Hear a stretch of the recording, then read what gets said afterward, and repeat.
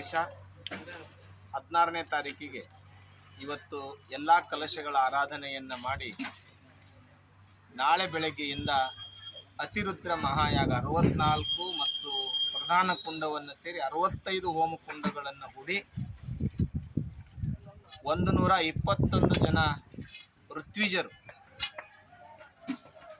ಒಬ್ಬ ಋತ್ವಿಜ 11 ಸರೆ ರುದ್ರ ಪ್ರಶ್ನೆಯನ್ನು ಹೇಳಿ ಒಂದು ಚಮಕವನ್ನು ಹೇಳುತ್ತಾರೆ.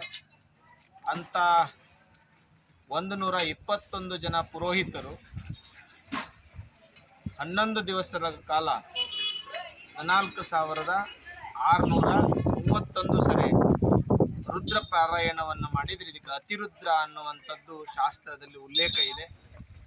ಪ್ರತಿ ದಿವಸನೂ ಕೂಡ ಒಂದೊಂದು ತಾಲೂಕಿನ 120 ಜನ ಭಕ್ತರು ಹಿರೇಕೇರಿ, ರಟ್ಟಿಹಳ್ಳಿ, ಬ್ಯಾಡಗಿ, ಕುಂದಗೋಳ, ಹೂವಿನಡಗಲಿ ತಾಲೂಕು, ಹಾನಗಲ್ಲು, ಹಾವೇರಿ, ಶಿಗ್ಗಾಂವ್ ಮತ್ತು ಸವಣೂರು ರಾಜ್ಯದ ನಾನಾ ಮೂಲೆಗಳಿಂದ ಈ ಅತಿರುದ್ರ ಮಹಾಯಾಗದಲ್ಲಿ ಪಾಲ್ಗೊಂಡು ಆ ಅತಿರುದ್ರ ಯಾಗದ ಆಶೀರ್ವಾದವನ್ನು ತೆಗೆದುಕೊಳ್ಳಲಿಕ್ಕೆ ನಾಡಿನ ಎಲ್ಲ ಭಕ್ತರು ಆ ಸಮಾರಂಭಕ್ಕೆ ಲಕ್ಷೋಪಲಕ್ಷ ಜನ ಆ ಕಾರ್ಯಕ್ರಮದಲ್ಲಿ ಭಾಗವಹಿಸುವಂಥ ಒಂದು ವ್ಯವಸ್ಥೆ ನಡೆದಿದೆ. ನಾಳೆ ಬೆಳಗ್ಗೆ 8 ಗಂಟೆಯಿಂದ ಅಂದರೆ 17/11/2024 ಬೆಳಗ್ಗೆ 8 ಗಂಟೆಯಿಂದ ಅತಿರುದ್ರ ಹೋಮ ಪ್ರಾರಂಭವಾಗ್ತದೆ. 27/11/2024 ಮಧ್ಯಾಹ್ನ ಪೂರ್ಣಗೊಳ್ಳುತ್ತದೆ. ಈ ಸಮಾರಂಭಕ್ಕೆ ಸಮಾರಂಭಕ್ಕೆ ಶ್ರೀಮದ್ ಕಾಶಿ ಜ್ಞಾನ ಸಿಂಹಾಸನಾಧೀಶ್ವರ ಡಾಕ್ಟರ್ ಚಂದ್ರಶೇಖರ ಶಿವಾಚಾರ್ಯರು ಕಾಶಿಪೀಠ ಇವರು 24ನೇ ತಾರೀಕಿಗೆ 26ನೇ ತಾರೀಕಿಗೆ ಸಾಯಂಕಾಲ 6 ಗಂಟೆಗೆ ಶುಭಾಗಮನವಾಗ್ತದೆ. ಸಾಯಂಕಾಲ ಸಾನ್ನಿಧ್ಯವನ್ನು ದರ್ಶನಕ್ಕೆ ಅವಕಾಶವನ್ನು ಮಾಡಿಕೊಟ್ಟಿದ್ದಾರೆ. 27ನೇ ತಾರೀಕಿಗೆ ಪೂರ್ಣವಾಗಿರುವಂಥ ಹೋಮದ ಪೂರ್ಣಗೊಳ್ಳುತ್ತದೆ. ಸಾಯಂಕಾಲ ಸಿದ್ಧಾಂತ ಶಿಖಾಮಣಿ ಪ್ರವಚನ ನಡೆದುಕೊಂಡು ಬಂದಿರೋದು ಮಂಗಲಗೊಳ್ಳುತ್ತದೆ.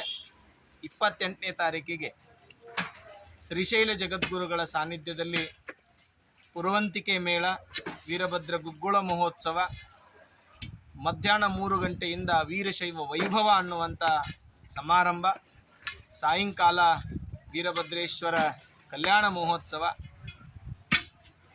ಮರುದಿವಸ ಅಂದರೆ 29ನೇ ತಾರೀಕಿಗೆ ಸಿದ್ಧಾಂತ ಶಿಖಾಮಣಿ ಸಾಮೂಹಿಕ ಸ್ತ್ರೀಯರಿಂದ ಸಾಮೂಹಿಕವಾಗಿರುವಂಥ ಪಾರಾಯಣ, ನಾಡಿನ ಮಠಾಧೀಶರದರ ನೇತೃತ್ವವನ್ನು ವಹಿಸಿಕೊಳ್ಳುತ್ತಾರೆ. 1008 ತಾಯಂದಿರಿಗೆ ಉಡಿ ತುಂಬುವಂಥ ಸಮಾರಂಭ. ಮರುದಿವಸ ವಿಶೇಷವಾಗಿ ಅಷ್ಟಬಂಧ ಬ್ರಹ್ಮ ಕಲಶೋತ್ಸವಕ್ಕೆ ಸುಮಾರು 7,500 ಯಂತ್ರಗಳನ್ನು ಹಾಕಿ ಈಶ್ವರಾಲಯ ಪ್ರತಿಷ್ಠಾಪನೆ. ಶನೇಶ್ವರನಿಗೆ ಬೆಳಿಗ್ಗೆ 8 ಗಂಟೆಯಿಂದ ಶ್ರೀಮದ್ ರಂಭಾಪುರಿ ಜಗದ್ಗುರುಗಳ ಸಾನ್ನಿಧ್ಯದಲ್ಲಿ ಸಹಸ್ರ ಕಲಶಾರಾಧನೆ. ಮಧ್ಯಾಹ್ನ ಆ ಕಲಶಾರಾಧನೆ ನಂತರ ಸಾಯಂಕಾಲ ಮನುಕುಲ ಸದ್ಭಾವನಾ ಬೆಳಕಿನ ಧರ್ಮ ಸಮಾರಂಭ. ಪ್ರತಿ ವರ್ಷ ಕೊಡಮಾಡುವಂಥ ಮನುಕುಲ ಸದ್ಭಾವನಾ ರಾಷ್ಟ್ರೀಯ ಪ್ರಶಸ್ತಿ ಸಮಾರಂಭ. ವಿವಿಧ ಸಮಾರಂಭಗಳು ಆ ವೇದಿಕೆಯಲ್ಲಿ ನಡೆದು ಸಾಯಂಕಾಲ 7:15 ಲಕ್ಷ ದೀಪೋತ್ಸವವನ್ನು ಹಚ್ಚುವರೊಂದಿಗೆ ಈ ಕಾರ್ಯಕ್ರಮ ಸಂಪನ್ನಗೊಳ್ಳುವಂಥ ಒಂದು ಕಾರ್ಯಕ್ರಮವನ್ನು ನಮ್ಮ ರಾಣೆಬೆನ್ನೂರಿನ ದ್ವಾದಶ ಪ್ರತಿಷ್ಠಾ ಮಹೋತ್ಸವದ ಸೇವಾ ಸಮಿತಿಯವರು ಇದನ್ನು ಹಮ್ಮಿಕೊಂಡಿದ್ದಾರೆ. ಇದರ ಪ್ರಯೋಜನವನ್ನು ಈ ನಾಡಿನ ಜನತೆ ತೆಗೆದುಕೊಂಡು ಕಷ್ಟಗಳನ್ನು ಭಗವಂತನಿಗೆ ಅರ್ಪಿಸಿ ಸುಖವನ್ನು ತೆಗೆದುಕೊಂಡು ತಾವೆಲ್ಲರೂ ಪುನೀತರಾಗಿ ಗುರುವಿನ ಆಶೀರ್ವಾದದಿಂದ ನಿಮ್ಮೆಲ್ಲರ ಬದುಕು ಬಂಗಾರವನ್ನು ಮಾಡಿಕೊಳ್ಳ್ರಿ ಅಂತ ತಿಳ್ಕೊಂಡು ಹಾರೈಸಿ, ಎಂದೂ ಈ ಭಾಗದಲ್ಲಿ ನಡೆಯದೇ ಇರುವಂಥ ಅತಿರುದ್ರ ಮಹಾಯಾಗವನ್ನು ರಾಣೆಬೆನ್ನೂರಿನ ಜನತೆ ಹಮ್ಮಿಕೊಂಡಿದೆ. ಅದರ ಪ್ರಯೋಜನವನ್ನು ಈ ನಾಡಿನ ಜನತೆ ತೆಗೆದುಕೊಳ್ಳಿ. ಇದೊಂದು ಅಪರೂಪದ ಸಮಾರಂಭ. ಉತ್ತರ ಕರ್ನಾಟಕ ಭಾಗದಲ್ಲಿ ಅತಿರುದ್ರ ಮಹಾಯಾಗ ಇನ್ನೂ ನಡೆದಿಲ್ಲ, ಇದು ಪ್ರಥಮವಾಗಿ ನಡೆತಾ ಇರೋದು. ಅದಕ್ಕೆ ಇದರ ಉಪಯೋಗವನ್ನು ಎಲ್ಲರೂ ತೆಗೆದುಕೊಳ್ಳ್ರಿ ಅಂತ ತಿಳ್ಕೊಂಡು ಈ ಮೂಲಕ ನಿಮ್ಮೆಲ್ಲರಿಗೂ ಕೂಡ ನಾವು ತಿಳಿಪಡಿಸ್ತಾ ಇದ್ದೇವೆ.